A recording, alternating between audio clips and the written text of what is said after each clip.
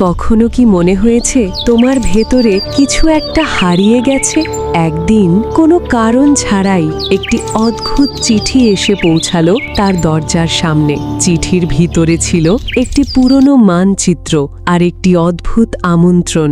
সে জানত না এই পথ তাকে কোথায় নিয়ে যাবে, কিন্তু কুয়াশার ওপারে সে খুঁজে পেল এক অচেনা গ্রাম, যেখানে সবকিছু ছিল সুন্দর কিন্তু অস্বাভাবিকভাবে নীরব। হঠাৎ একটি সাদা পাখি এসে বলল, এটা সেই জায়গা যেখানে হারিয়ে যাওয়া স্বপ্নগুলো থাকে।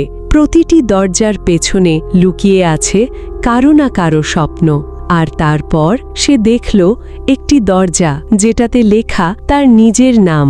দরজাটা ধীরে ধীরে খুলে গেল আর সে ঢুকে পড়ল নিজের ভেতরের জগতে। সেখানে সে দেখল তার ছোটবেলার হাসি, তার ভুলে যাওয়া স্বপ্নগুলো। কিন্তু সবকিছুই চিরকাল থাকে না। আলো ধীরে ধীরে ম্লান হতে শুরু করল, আর ঠিক তখনই ছায়ারা জেগে উঠল।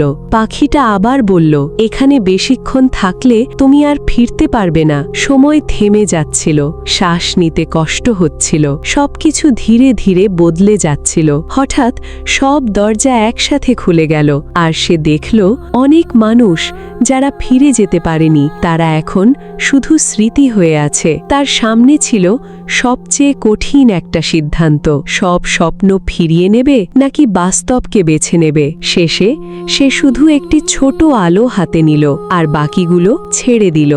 আর যখন সে ফিরে এলো, সবকিছু আগের মতোই ছিল, কিন্তু তার হাতে এখনো জ্বলছিল সেই আলোটা।